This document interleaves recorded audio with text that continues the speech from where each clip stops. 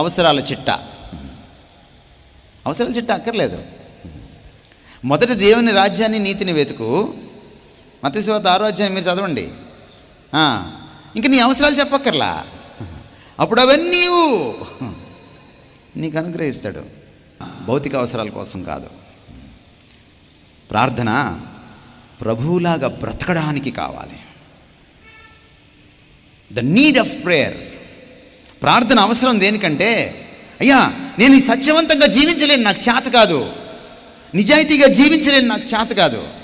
నీలాగా నేను ఉండలేను, నాకు చేత కాదు. నాకు చేత కాదని ఒప్పుకోవడమే ప్రార్థన. కొంతమంది చెప్తుంటారు నాకు సాక్ష్యాలు, కన్నీళ్లతో ప్రార్థన చేసి ఇల్లు కట్టుకున్నాను బ్రదర్ నేను.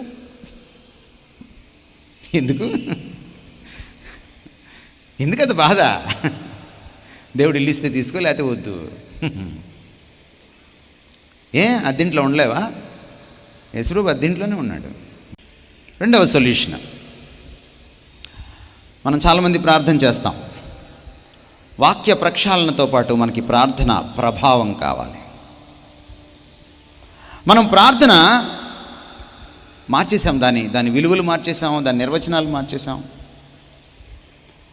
చాలాసార్లు ప్రార్థన ఎందుకు చేస్తామండి మనం?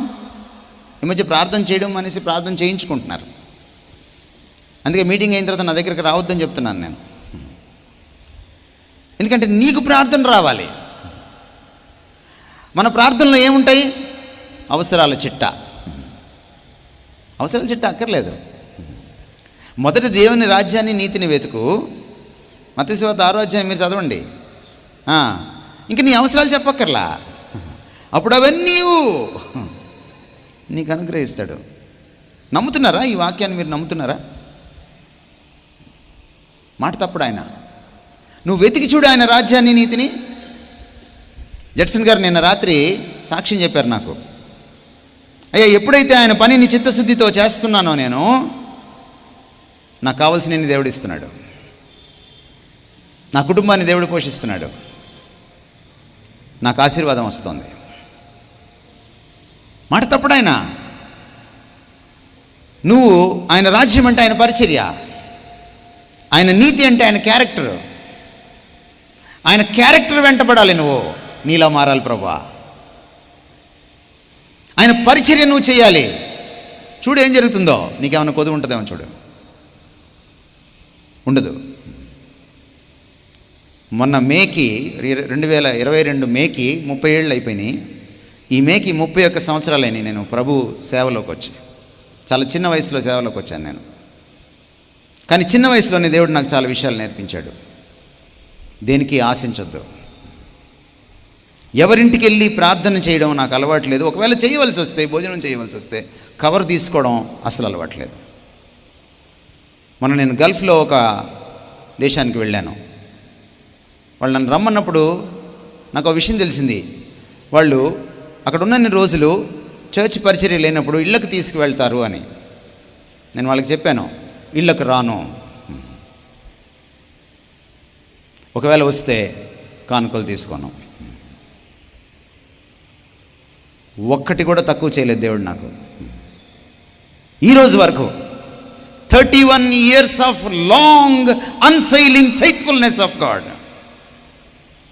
31 సంవత్సరాల దేవుని సుదీర్ఘ విఫలం కాని వీగిపోని విశ్వాస్యత, నమ్మకత్వం.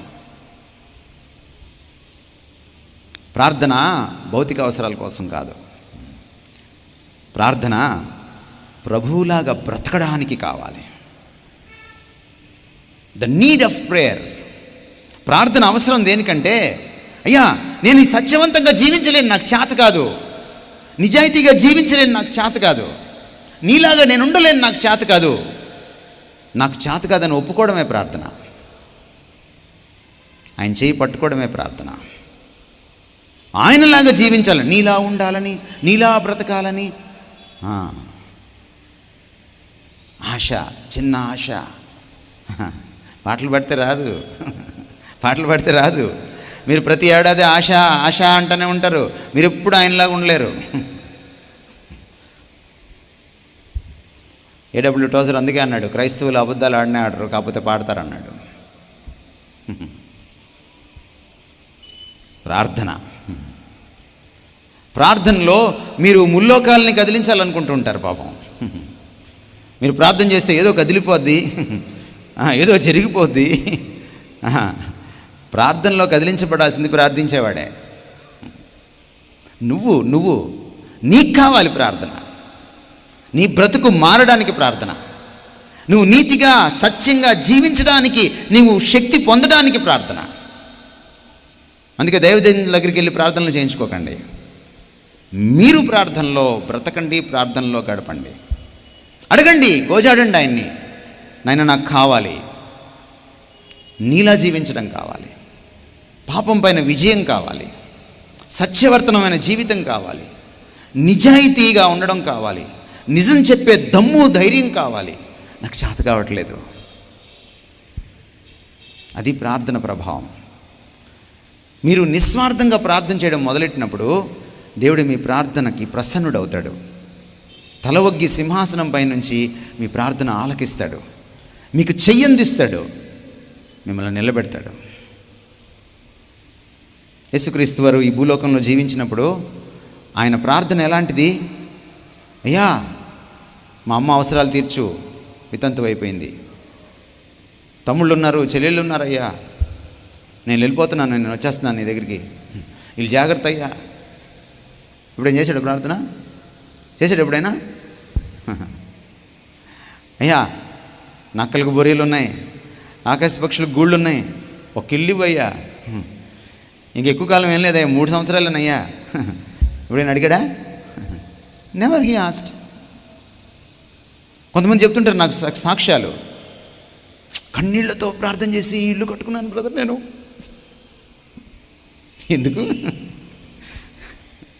ఎందుకంత బాధ? దేవుడు ఇల్లు ఇస్తే తీసుకో, లేకపోతే వద్దు. అద్దెంట్లో ఉండలేవా? యేసుప్రభు అద్దెంట్లోనే ఉన్నాడు. ఏం ప్రాబ్లం ఏంటి?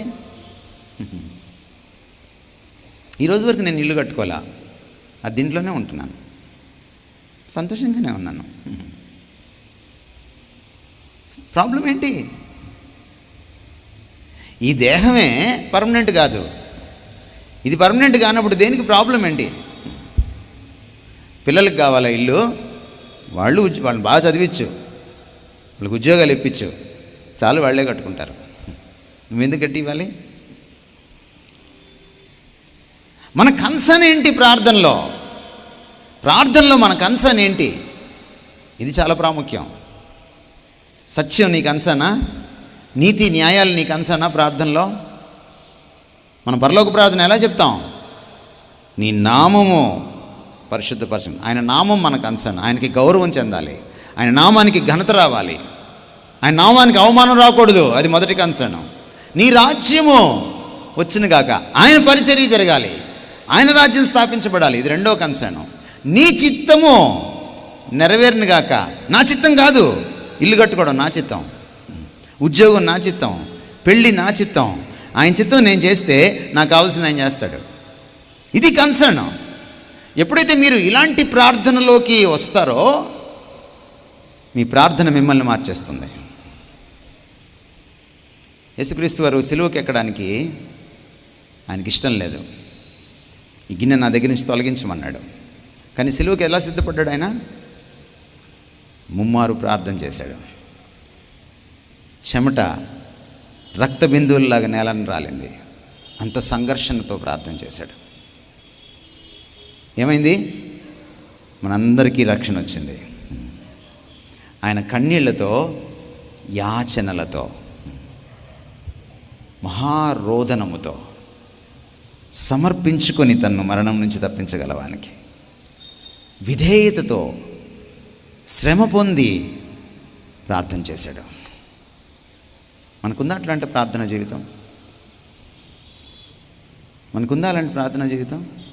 ఒకవేళ మనం కానీ అలాంటి ప్రార్థనా జీవితాన్ని పుణికిపుచ్చుకోగలిగితే మనం ట్రాన్స్ఫార్మ్ అయిపోతాం. మీరు ఎప్పుడైనా ప్రార్థనలో సంఘర్షణకి గురయ్యారా? ప్రార్థనలో ఎప్పుడైనా పాపం మీద పోరాటం చేశారా? ప్రార్థనలో ఎప్పుడైనా ప్రభువుని చూడాలనుకున్నారా? ప్రార్థనలో ఎప్పుడైనా ప్రభు స్వరం వినాలనుకున్నారా? కొంతమంది పెద్ద పెద్దగా బిగ్గరగా అరిచి గీపెట్టి ప్రార్థనలు చేస్తుంటారు. ఏం దేవుడికి ఏమైనా చెవుడా? నేను అడుగుతున్నాను మిమ్మల్ని, దేవుడికి చెవుడా? ఎందుకు అరుస్తావు? గుండె లోతుల్లోంచి ప్రార్థన చేయి. గొంతు చించుకొని ప్రార్థన చేయకు, గుండె లోతుల్లోంచి ప్రార్థన చేయి. ప్రార్థించడం రావట్లేదు మనకి. మన ప్రార్థనని కూడా అపవాది పాడు చేసేసాడు. మన ప్రార్థనలో స్వార్థం,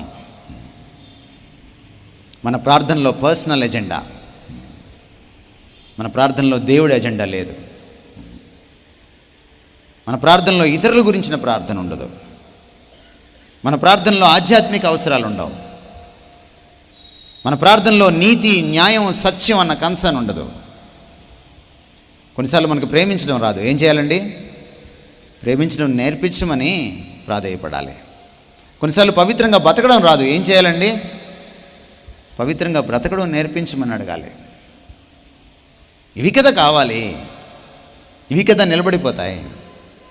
సత్యవర్తనమైన జీవితం అలవర్చుకోవాలంటే మొదటిది వాక్య ప్రక్షాళన, రెండవది ప్రార్థన ప్రభావం నిన్ను తాకాలి, ప్రార్థించేవాడిని తాకాలి. టచ్ చేస్తే పడిపోయే ప్రార్థనలు కాదు కావాల్సింది.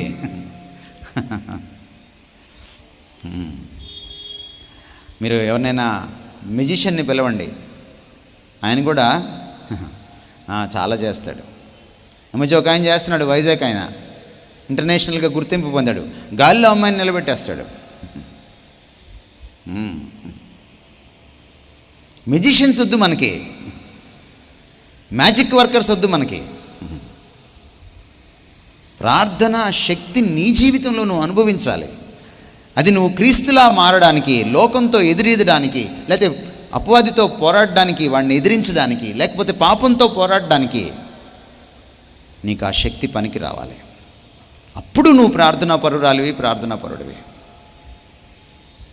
ప్రార్థన మనం పరిశుద్ధంగా జీవించడానికి పనికొస్తుంది. ఎఫెసీ పత్రిక 6వ అధ్యాయం 18వ వచనంలో సర్వాంగ కవచం అంతా వేసుకున్నాక ఆయన యుద్ధం చేయమంటున్నాడు.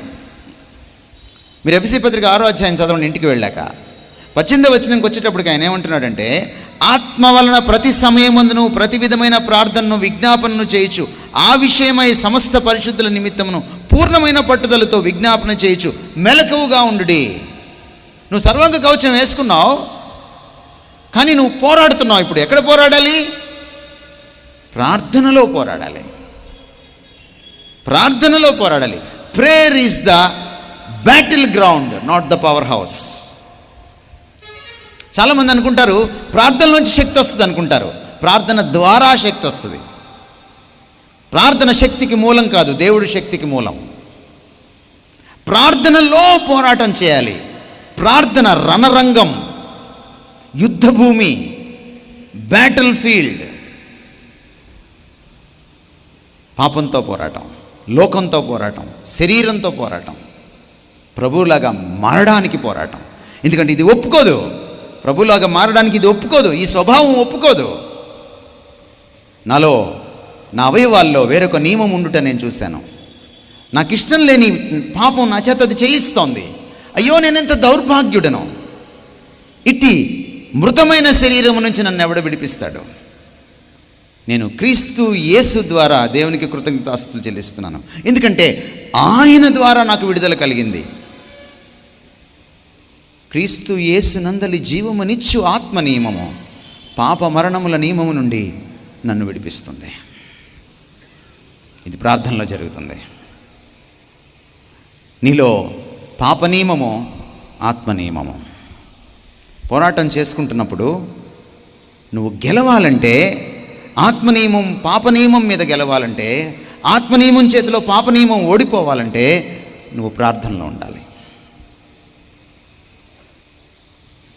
మూడో విషయం, సత్యవర్తనంగా క్రీస్తులాగా జీవించడానికి ఆత్మ సారథ్యం, వాక్య ప్రక్షాళన, ప్రార్థనా ప్రభావం, ఆత్మ సారథ్యం. మనకు ఆత్మ అంటే ఏంటంటే భాషలతో మాట్లాడడం. ఇక్కడ భాషలతో మాట్లాడతావు, బయట బూతులతో మాట్లాడతావు. భాషలు మాట్లాడే వాళ్ళకి బూతులు వస్తాయా? మీకు విషయం తెలుసా అపవాది మోసం ఏంటో? మా గుంటూరులో ఒక చర్చ్ ఉంది, ఇప్పటికీ ఉంది, మా ఇంటికి దగ్గరలో. వాళ్ళకి ఒక అలవాటు ఉంది చాలా కాలంగా. ఒక ఖాళీ కుర్చీ వేస్తారు అప్పుడప్పుడు. ఆ ఖాళీ కుర్చీ మీదకి అయ్యగారు దిగి వస్తారు. అయ్యగారు అని నన్ను అడగండి, మీరు కలవ కనుక్కోండి. అయ్యగారు దిగి వస్తారు. అయ్యగారు పోయి చాలా కాలం అయింది ఈ భూమిని వదిలిపెట్టి. అక్కడ ఎవరిని కూర్చోబెడతారంటే కన్యకను కూర్చోబెడతారు. ఆ కన్యక ఒంట్లోకి ఆయన వస్తాడు. మీరు అప్పుడప్పుడు వినుంటారు కదా, అమ్మోరు వచ్చారు ఒంట్లోకి, గాలి వచ్చింది, ఆ తలుపులమ్మ వచ్చింది, ఆ అమ్మ వచ్చింది, ఈ అమ్మ వచ్చింది అని విన్నారు కదా. ఇది కూడా అట్లనమాట, క్రైస్తవ తలుపులమ్మ అనమాట. ఇప్పుడు కూర్చొని ఉంటుంది. అప్పుడు ఆవిడ భాషలు మాట్లాడుతుంది, భాషల్లో ప్రవచనాలు చెప్తుంది. చాలా దశాబ్దాల క్రితం మాట ఇది, మీకు చెప్తున్నాను నేను. మోసం ఎలా ఉంటుందో, అపవాది మోసం. ఆమె భాషలు మాట్లాడుతుంది. ఆ రోజున జనమంతా గుమిగూడారు, ఆశ్చర్యంగా వింటున్నారు. దేవుడు మాట్లాడుతున్నాడు అనుకున్నారు. ఈలోపు అక్కడ ఉన్నటువంటి ఒక విదేశీయుడు, స్వీడన్ దేశానికి సంబంధించిన ఒక విశ్వాసి సడన్గా లేచాడు. యూ షటప్ డెవిల్ అన్నాడు. ఓసి దయ్యమా, నోర్ముయి అన్నాడు. అందరూ బిత్తరపోయి చూశారు ఆ చర్చిలో. ఏమైంది? ఇది మా భాషలో బూతులు మాట్లాడుతుందండి, వినలేకపోతున్నాను అన్నాడు. భాషలు మాట్లాడే వాళ్ళందరినీ నేను అనట్లా, కానీ మోసం జరుగుతుందని మాత్రం చెప్తున్నా. ఆత్మసారథ్యం అంటే పడిపోవడాలు, ఇట్లా అనగానే గాలి వచ్చేయడాలు, టచ్ అనగానే పడిపోవడాలు, లేకపోతే ఒళ్ళు తెలియకుండా బట్టలు ఊడిపోతున్నా డ్యాన్స్ చేయడాలు, ఆరాధన, గెంతులు, ఇవి కాదు ఆత్మసారథ్యం అంటే. ఆత్మసారథ్యంలో ఉన్నవాడు స్వీయ ఆత్మ కంట్రోల్లో కూడా ఉంటాడు. ఎందుకంటే ఆత్మఫలమేమనగా ఆశా నిగ్రహము, సెల్ఫ్ కంట్రోల్. అది ఆశా నిగ్రహం మాత్రమే కాదు, స్వీయ నిగ్రహం. ఎక్కడ ఆత్మ ఉండునో అక్కడ స్వాతంత్ర్యం ఉండును. ఈ మాటలు మీరు వినలేదా? ఆత్మ సారథ్యము పరిశుద్ధత వైపు నడిపిస్తుంది, క్రమశిక్షణ వైపు నడిపిస్తుంది, క్రమంలోకి నడిపిస్తుంది. ఆత్మ సారథ్యము సర్వసత్యములోకి నడిపిస్తుంది. ఈ సత్యానికి అతీతమైన సత్యం కాదది. ఆయన తనంతట తానే ఏమీ బోధింపడు. ఆయన ఈ సత్యంలోకి నుంచి తీసుకొని సర్వసత్యంలోకి నడిపిస్తాడు. కొత్త విషయాలు చెప్పడు. ఆత్మ సారథ్యము క్రీస్తును మహిమపరుస్తుంది, క్రీస్తుకు మహిమకరమైనటువంటి విధంగా ఉంటుంది. ఆత్మ సారథ్యము, నడిపింపు ఆత్మ ఫలాల్ని ఉత్పత్తి చేస్తుంది. నీలో ఆశా నిగ్రహం పెరుగుతుంది, నీలో మంచితనం పెరుగుతుంది, నీలో దయాళుత్వం పెరుగుతుంది, నీలో సాత్వికం పెరుగుతుంది, నీలో విశ్వాసం పెరుగుతుంది, నీలో ఆత్మఫలం పెరుగుతుంది. అన్నిటికీ మించి నీలో ప్రేమ, పవిత్రత పెరుగుతుంది. ఆత్మకు తప్ప మరెవ్వరికి ఈ అసత్యానికి అలవాటు పడిన, ఈ లోకంలో పడి దొల్లాడినటువంటి పాపంను అంటించుకొని దాన్ని బాగా ఇంకించుకున్నటువంటి ఈ ప్రాణాత్మ దేహాలని మార్చడం ఒక్క ఆత్మ కార్యానికే సాధ్యం.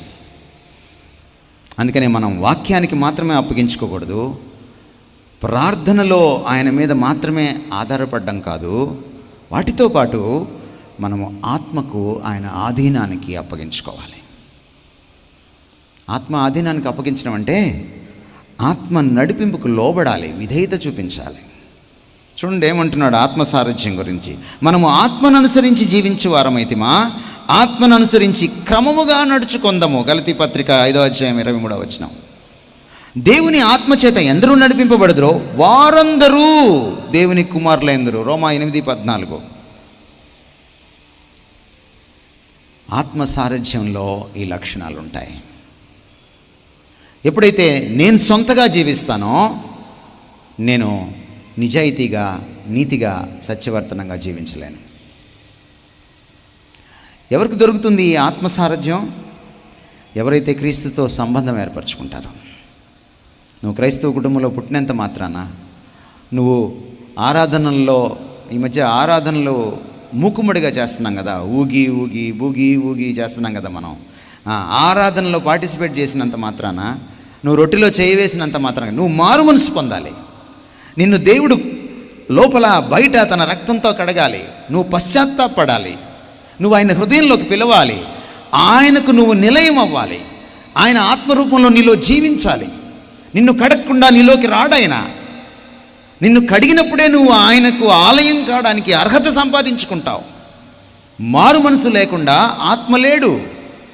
ఆత్మ లేకుండా మారు మనసు లేదు. ఆత్మ సారథ్యం, నడిపింపు మారు మనసు పొందిన వాడికే, మారు మనసు పొందిన వ్యక్తికే. ఈ రాత్రి మారు మనసు పొందకపోతే నువ్వు మారు మనసు పొందాలి. లేకపోతే నువ్వు సత్యానికి అనుగుణంగా జీవించలేవు. సత్యం మూర్తీభవించిన క్రీస్తుకి ప్రతినిధిగా జీవించలేవు. ఆయన్ని ప్రతిబింబిస్తూ జీవించలేవు. మనం ముగించుకుందాం. చివరిగా వతనంగా జీవించాలంటే, క్రీస్తులాగా జీవించాలంటే క్రీస్తుతో సహవాసం చేయాలి. వాక్య ప్రక్షాళన, ప్రార్థన ప్రభావం, ఆత్మ సారథ్యం, క్రీస్తుతో సహవాసం. ఒక మాట మీకు నేను చదివి వినిపిస్తాను. 1 యోహాను పత్రిక 1వ అధ్యాయము 6-7 వచనాలు. ఆయనతో కూడా, అనగా క్రీస్తుతో కూడా సహవాసము గలవారమని చెప్పుకొని చీకటిలో నడిచిన ఎడల మనము అబద్ధమాడుచున్నాం. క్రీస్తుతో ఎవరైతే స్నేహం చేస్తారో వాళ్ళు అబద్ధంలో ఉండలేరు. వాళ్ళ మనసులో, వాళ్ళ మాటలో, వాళ్ళ చేతలో, వాళ్ళ సంబంధ బాంధవ్యాల్లో, వాళ్ళ దాంపత్య జీవితాల్లో, వాళ్ళ కుటుంబ జీవితంలో, వాళ్ళ బయటి జీవితంలో, సామాజిక జీవితంలో, వాళ్ళ వృత్తిలో, వాళ్ళ వ్యక్తిగత జీవితంలో, వాళ్ళ ఆంతరంగిక జీవితంలో, బహిరంగ జీవితంలో అబద్ధం ఉండదు. క్రీస్తుతో మనము సహవసించాలి. ఎంతమందికి క్రీస్తు ఫ్రెండ్? ఎంతమంది క్రీస్తుకి ఫ్యాను? అయ్యగారికి అమ్మగారికి కాకుండా. అయ్యగారికి అమ్మగారికి మీరు ఫ్యాను ఏసీ అయ్యారనుకోండి, వాళ్ళు ఫోన్లో కూడా మీకు దొరకరు. కానీ క్రీస్తు మీరు మోకరించగానే మీతో ఉంటాడు. మీలో జీవిస్తాడు, మీతో జీవిస్తాడు, మీతో సహవసిస్తాడు. ఎందుకు క్రీస్తుతో సహవసించాలి? ఆయన చెప్పుకొస్తున్నాడు చూడండి. సత్యమును జరిగింపకుందమట క్రీస్తుతో ఉండి చీకట్లో నడిస్తే. సో క్రీస్తుతో ఉన్న వాళ్ళు ఏంటంటే వెలుగులో నడుస్తారట. వెలుగు పరిశుద్ధతకు గుర్తు. అయితే ఆయన వెలుగులో ఉన్న ప్రకారము, అంటే నా ఇష్టం వచ్చిన వెలుగు కాదు ఇది. ఆయన ఎంత పరిశుద్ధంగా ఉన్నాడో, ఆయన ఎంత వెలుగులో నడిచాడో, ఆయన వెలుగులో ఉన్న ప్రకారము మనమును వెలుగులో నడిచిన ఎడల మనము అన్యోన్య సహవాసము గలవారమై. ఆ సహవాసం ఎలాంటిదంటే ఇక దాపరికం ఉండదు, మధ్యలో పొరపచ్చాలు ఉండవు. అంత క్లోజెస్ట్ రిలేషన్షిప్, అత్యంత సన్నిహితమైన దాపరికం లేని సహవాసం క్రీస్తుతో ఎప్పుడైతే వస్తుందో ఏం జరుగుతుందో చూడండి. గలవారమై ఉంది. అప్పుడు ఆయన కుమారుడైన యేసు రక్తము ప్రతి పాపం నుండి మనలను పవిత్రులుగా చేస్తుంది. ఎప్పుడైతే క్రీస్తు అనే వెలుగుకి దగ్గరగా నువ్వు జరుగుతావో, నిన్న కనపడిన పాపాలు ఈరోజు కనపడతాయి. నిన్న తప్పుగా అనిపించింది ఈరోజు తప్పు కదా అనిపిస్తుంది. ఆయన ప్రతిదినం నిన్ను కడుగుతాడు. ఈ దగ్గరగా జరిగే కొద్దీ ఆ వెలుగు నిన్ను అంటుకుంటుంది. మోషే కొండ మీదకి వెళ్ళి కొన్ని రోజులు రాలా కిందకి. తర్వాత మోషే వచ్చాడు కిందకి. వస్తే వాళ్ళు ఏమడిగారు? చూడలేకపోతున్నాం అయ్యా, కొంచెం ముసుగేసుకోవా, మేము చూడలేకపోతున్నాం అన్నారు. ఏమంటుకుంది మోషేకి? దేవుడి వెలుగు అంటుకుంది. సహవాసం. మీ సహవాసం దేంతో చెప్పనా? మన సహవాసం అయితే సెల్ ఫోన్తోనూ కదా, టీవీతోనూ, సోషల్ మీడియాతోనూ, ఫేస్బుక్తోనూ, వాట్సాప్తోనూ. ఇది ఇట్లా తగిలిచ్చామంటే వెంటనే పెట్టాం. ఇది బ్రౌజ్ చేయడం మొదలెట్టామంటే వెంటనే ఆగలేం. మన ఈ మధ్య ఒక చిన్న పాప షార్ట్స్లోకి వచ్చింది. అంకుల్ ఊరినే ఇలా అనలేకపోతున్నాను అంకుల్, నేను అదే వెళ్ళిపోయేటట్టు పెట్టకూడదా? ఏళ్ళు నొప్పి పెట్టేస్తుంది అంకుల్. ఎవడన్నమన్నాడు నిన్ను? ఎవడన్నమన్నాడు నిన్ను? ఆ ఆసక్తి నీకు క్రీస్తుతో ఉన్న స్నేహంలో ఉంటే ఈ పాటికి ఎంత మారేదానివి, ఎంత మారేవాడివి. ఆయనతో సంభాషించి ఎంతకాలం అయింది? నువ్వొక్కదానివే, నువ్వొక్కడివే గదిలో ఆయనతో మాత్రమే గడిపి ఎంతకాలం అయింది? ఆయన ముఖంలోకి చూసి ఎంతకాలం అయింది? నువ్వు వాక్యం చదివేటప్పుడు ఈ పుటల్లో ఆయన ముఖార విందాన్ని చూసి ఎంతకాలం అయింది? వాక్యం చదివేటప్పుడు కూడా నాకు ఎప్పుడు పెళ్ళవుద్ది, నాకు వచ్చిన మ్యాచ్ నాకు కరెక్టేనా, దేవుడు నాతో మాట్లాడాలి, రేపు రిజల్టు నేను పాస్ అవుతానా? ఇది కూడా స్వార్థమే. నీకు నిన్ను చూడాలి, చర్చికి వస్తేనేమో నిన్ను చూడాలని ఉంది, బైబిల్ తెరిస్తేనేమో నాకేం కావాలి. ఎప్పుడు మారుతాం మనం? ఈ పుట్టల్లో ఆయన్ని వెతికారా మీరు ఎప్పుడైనా? పరిసయ్యులకి, శాస్త్రులకి, ప్రధాన యాజకులకి, మతపెత్తలకి ఆయన అర్థం కానప్పుడు ఆయన ఏం చెప్పాడంటే, మీరు నన్ను నమ్మకపోవచ్చు, నేను చేసిన కార్యాలు నమ్మకపోవచ్చు, మీరు లేఖనముల్లో జీవముందని ఎరుగుదురు కదా, మీరు అంటారు కదా, మీరు వెళ్ళి లేఖనాలు వెతకండి, అందులో నేను కనపడతాను. లేఖనాల్లో ఎప్పుడైనా క్రీస్తుని చూసావా? ఎప్పుడైనా ఈ క్రీస్తుని ఎప్పుడైనా నువ్వు లేఖనాల్లో చదివావా? ఆయన తెలివి ఏ పాటిది, ఆయన భావోద్రేకాలను ఎలా కంట్రోల్ చేసుకున్నాడు, ఆయన ఇతరులతో ఎలాంటి సంబంధాలు నేర్పాడు, ఆయన అందరినీ సమానంగా ఎలా చూశాడు, ఆయన స్త్రీలను ఎలా గౌరవించాడు, ఆ రోజు అణగారిన వారిని, దళితుల్ని ఆయన ఎలాగా చేరదీశాడు, ఆదరించాడు, ఆయన కుష్ఠరోగుల్ని ఎలా రీచ్ అయ్యాడు,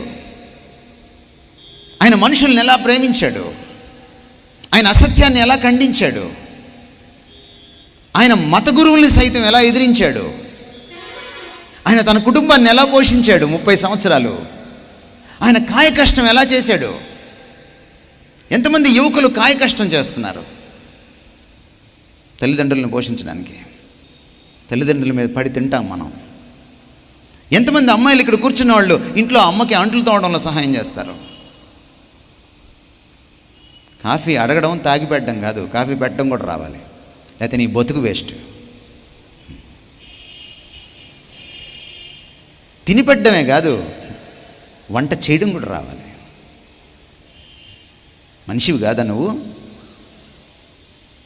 నువ్వు జంతువువా? నీకు రాదా వంట? యేసు ప్రభుని ఎన్ని కోణాల నుంచి చదివి ఉంటావు నువ్వు? దైవజనులను కూడా అడుగుతున్నాను నేను.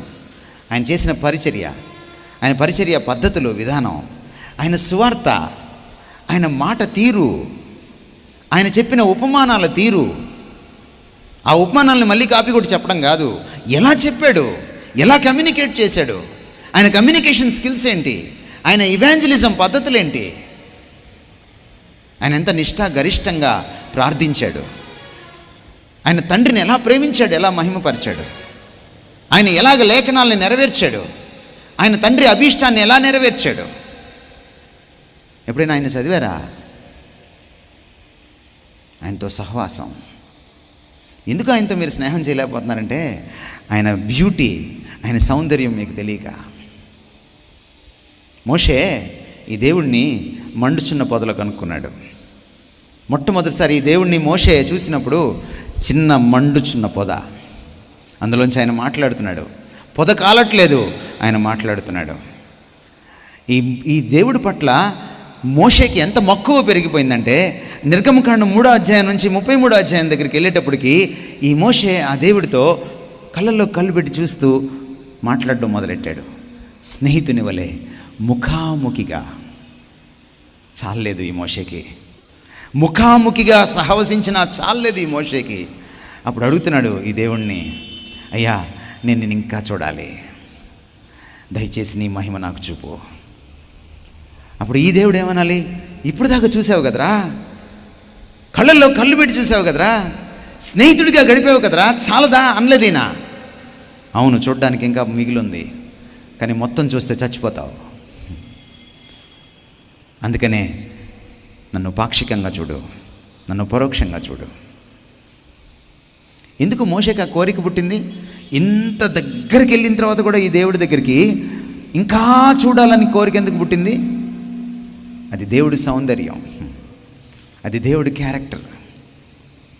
నువ్వు ఒక అమ్మాయిని ప్రేమించి పెళ్లి చేసుకో, పెళ్ళికి ముందు ఇంకా దగ్గర అవ్వాలనుకుంటావు, పెళ్ళి అయిన తర్వాత ఇంతేనా అనుకుంటావు. నువ్వు ఇలాంటిదని అనుకోలేదు అంటావు, నువ్వు ఇలాంటి అనుకోలేదు అంటది ఆవిడ. మనిషికి దగ్గరగా జరుగు, అసహ్యం వేస్తుంది.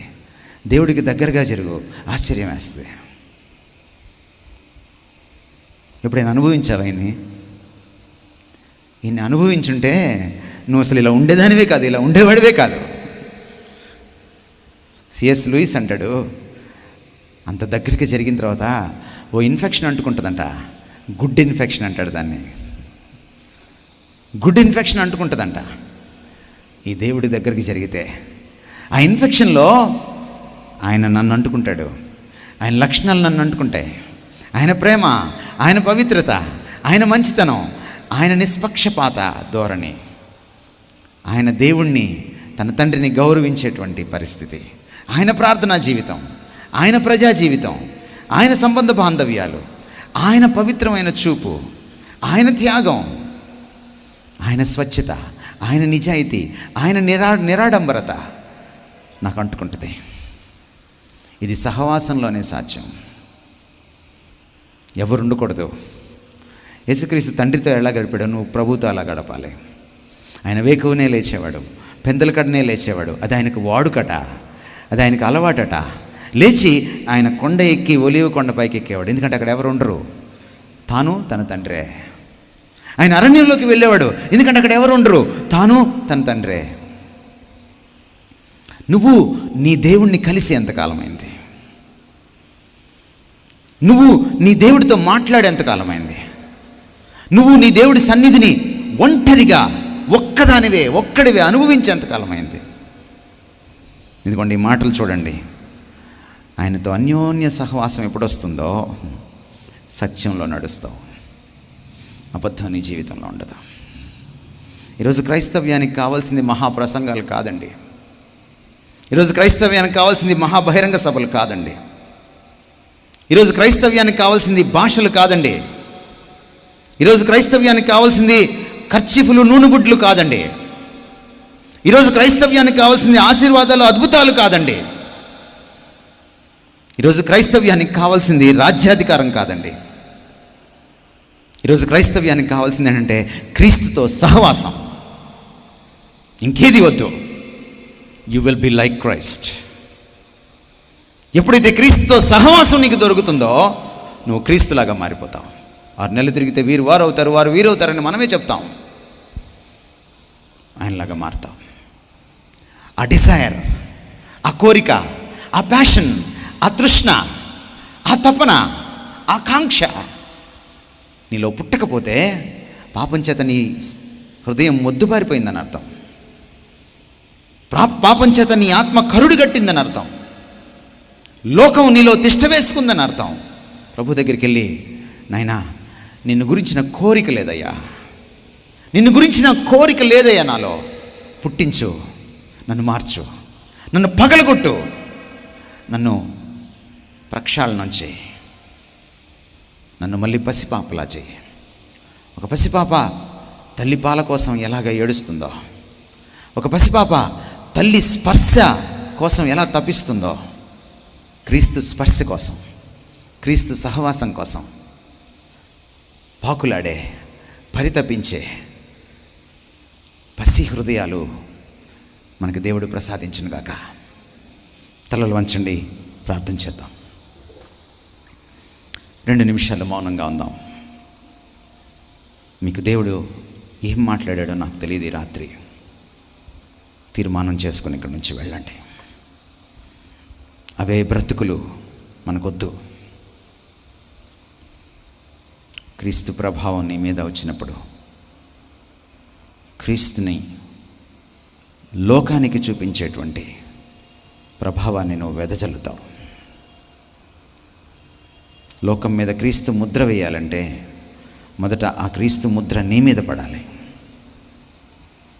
అది క్రీస్తుతో సహవాసంలో, వాక్య ప్రక్షాళనంలో, ఆత్మ సారథ్యంలో, నిస్వార్థమైన ప్రార్థన